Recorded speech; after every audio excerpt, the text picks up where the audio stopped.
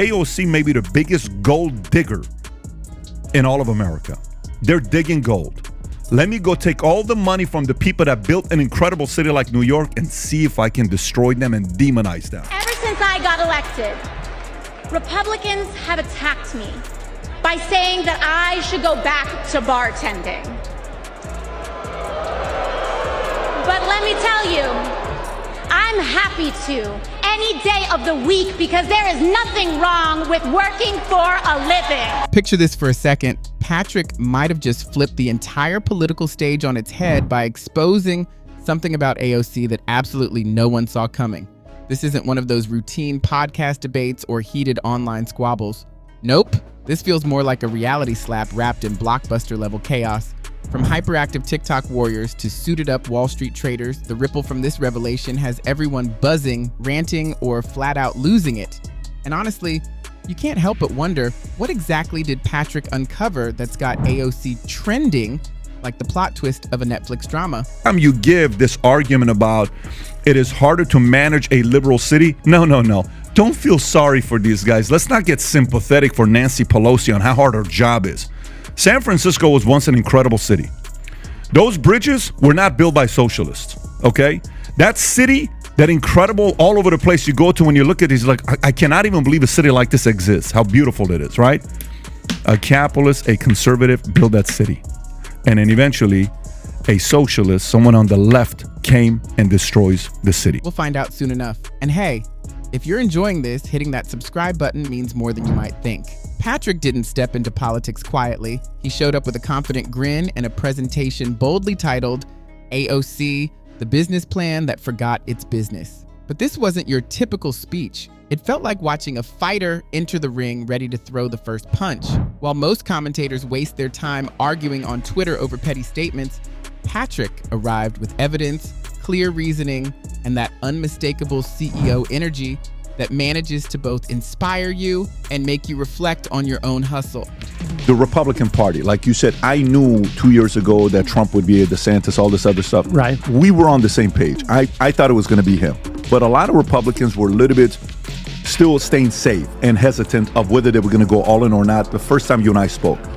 But today, when I said, who do you like? What policies? You said, I like what AOC is doing. You said Sanders, anti-oligarchy, all that stuff, right? I have a different, I think, way of looking at politics, maybe, than... Let's be honest. When you hear someone say, Patrick bet David exposed AOC, your mind instantly pictures spreadsheets, sharp graphs, and quotes so cutting they could slice through a campaign speech. But this wasn't just another breakdown filled with numbers and buzzwords. This was more like watching someone deliver a flawless TED Talk, calm and collected, while methodically taking apart a political image piece by piece. It wasn't loud or chaotic. It was a masterclass in precision. She's a congressperson. She's not a schmuck. No. You're going to think AOC's not going to carry weight on 2020? I'm not saying that she doesn't carry weight. I'm saying this guy's a freaking governor. AOC's a 10-time better marketer than him. Okay, she's a 1,000%. congresswoman from woke Bronx. She doesn't run a state. She has zero pull whatsoever. That part is just because she fair. gets media views does not mean she knows how to... It all began with one simple question.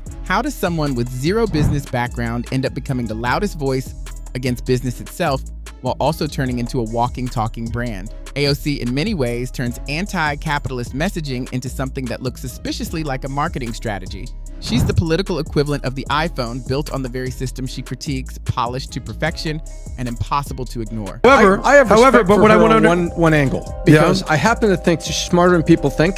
I don't think some of the things she says I agree with, and I think sometimes she's missed the mark in what she wants to do. She went to Boston University. She graduated with honors and was a double major. And people try to portray her as this silly bartender. That's not who she is. I don't agree with her positions, but I respect what she's doing, and I respect which one. When Patrick saw what was happening, he reacted like any sharp entrepreneur would. He crunched the numbers. Hold on a second, he thought, watching AOC's rapid rise, her ability to command attention, and her knack for turning every controversy into free publicity. What looked like a simple populist movement started to reveal itself as something far more calculated, a clever play on outrage, packaged like a business strategy. Patrick seemed to spot a pattern that others had missed. The AOC economy wasn't built on policy, it thrived on personality. Every fiery speech, every viral clip, every I'm just like you live stream from a luxury apartment was less about politics and more about branding. AOC had become the product, and the platform was the storefront. Patrick didn't need to shout or stage a rant. His analysis alone turned the internet into a battlefield. He pointed out that AOC's career path looked less like a grassroots rebellion and more like a startup that accidentally went public. She began small, built a fiercely loyal base, disrupted an entire establishment, and in the end, became the very powerhouse she once promised to tear down. This bill is a deal with the devil.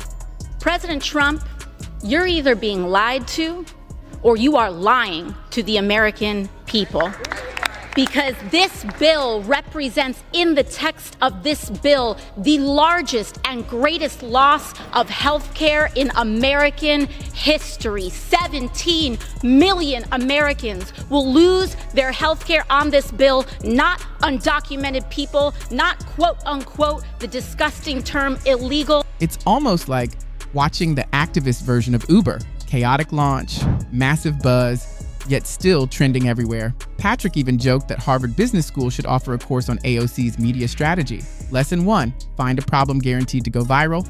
Lesson 2, make a bold statement that catches both BuzzFeed and Fox News in the same net. Lesson 3, post a relatable selfie. Step 4, repeat until fame is fully confirmed. And here's the genius part. Every time critics come for her, her engagement skyrockets. It's as if her entire algorithm was built to turn outrage into opportunity. Patrick broke it down like a business case study. Controversy fuels attention, attention builds brand power, and brand power creates leverage.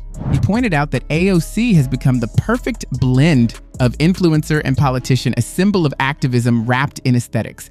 Every cause now has a color scheme, every protest a sponsor, and every post feels like part of a carefully crafted campaign. She's turned civic engagement into something that looks more like a lifestyle subscription.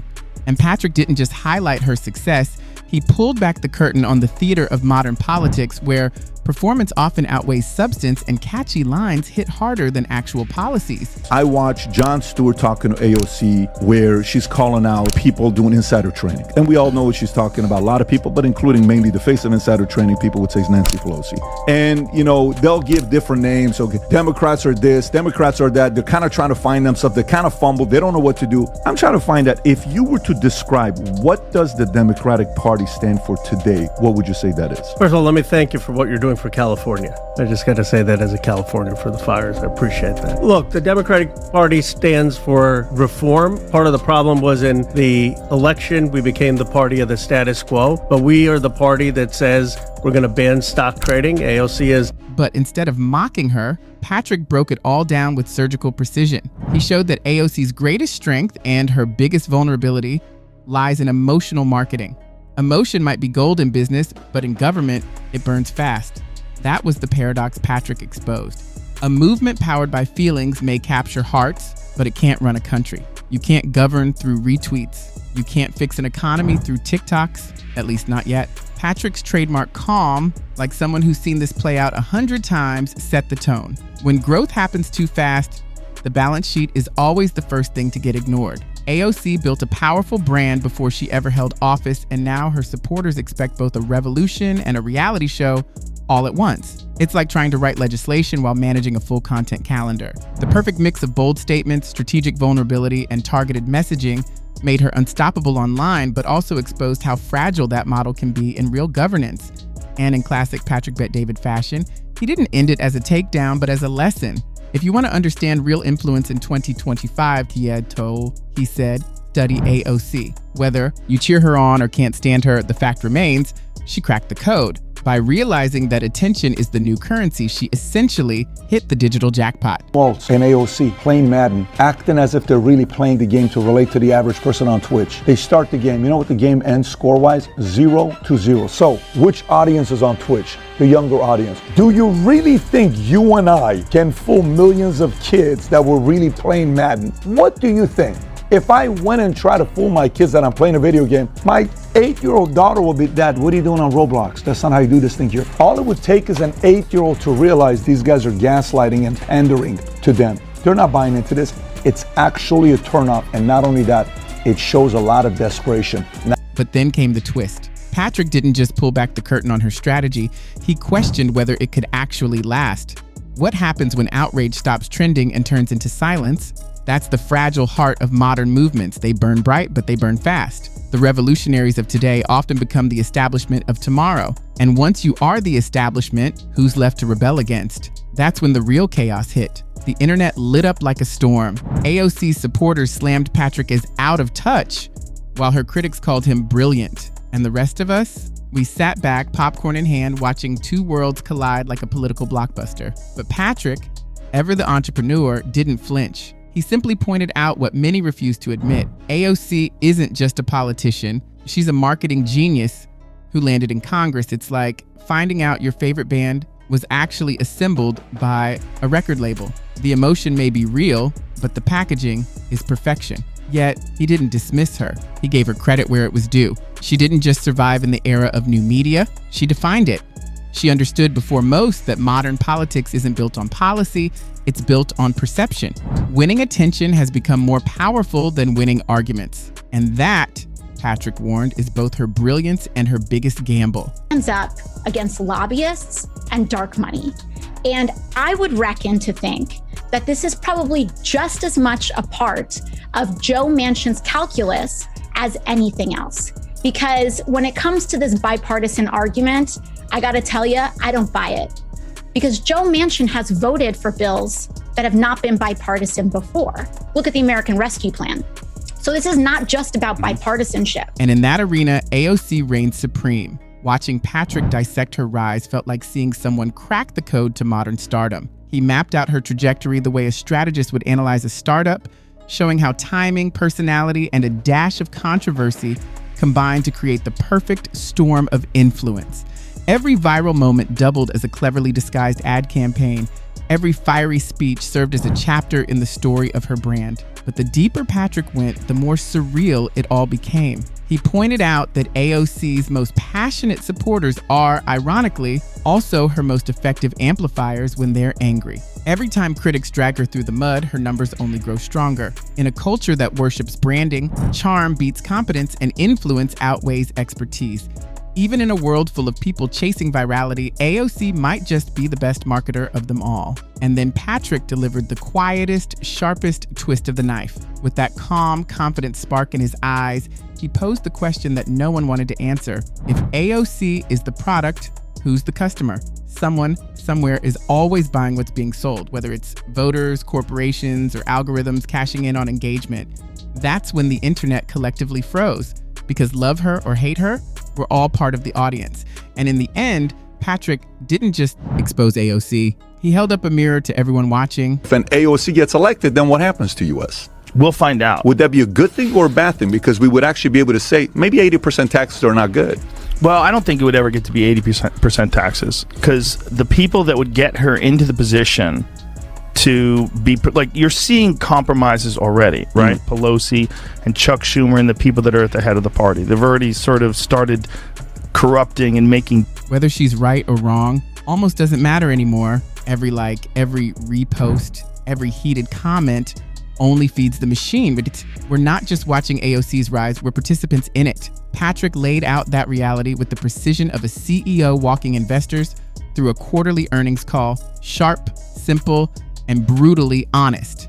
Then, just like that, he stepped back and let the truth settle. Because this was never just about AOC, it was about how politics itself has been reshaped into a content economy, where beliefs are products, outrage doubles as marketing, and narratives are the new currency. Patrick framed it like a market forecast, complete with risk analysis and future trends. He predicted a world where tomorrow's politicians will look less like lawmakers and more like influencers. Forget policy advisors.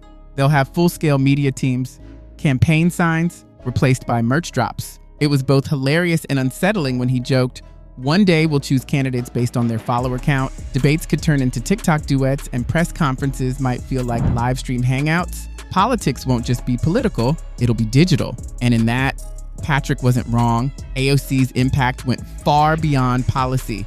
She shifted how power itself is perceived.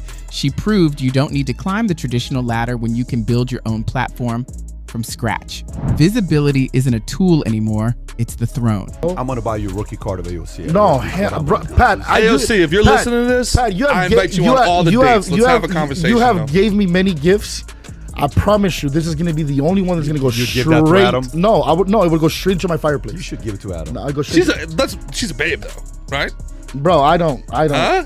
Bro, if she was ugly, nobody would be listening to her. She's an idiot. If she were ugly, nobody would be listening to her. That's my opinion. Patrick stripped the shine off that mindset with the precision of someone who's seen bubbles burst before. In his closing thoughts, he compared AOC's movement to a startup during its hype phase. In the beginning, the energy is electric. The mission feels noble, the buzz unstoppable. But then, reality knocks on the door.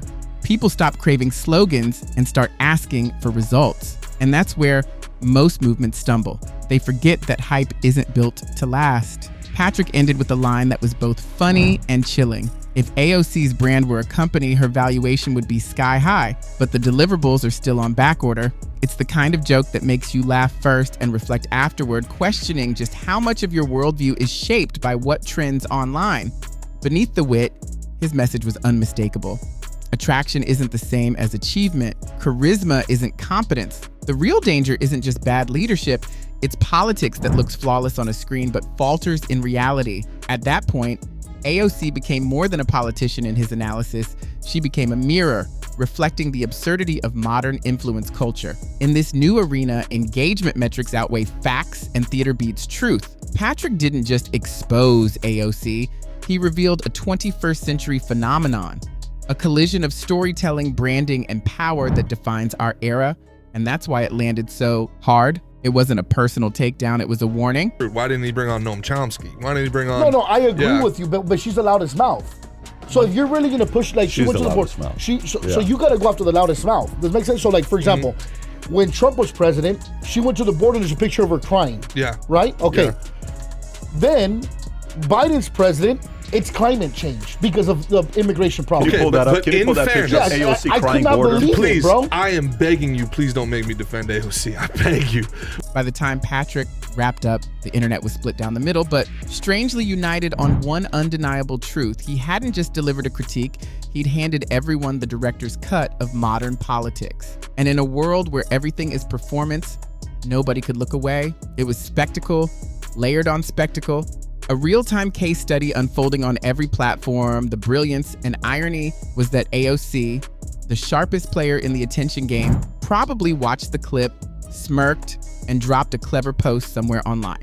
Because that's how this works. Every expose, no matter how brutal or well-researched, isn't an ending. It's a new episode in the never-ending series that keeps her trending. Patrick may have thought he dismantled the myth, but in reality, he gave her more fuel. Another moment to turn criticism into currency.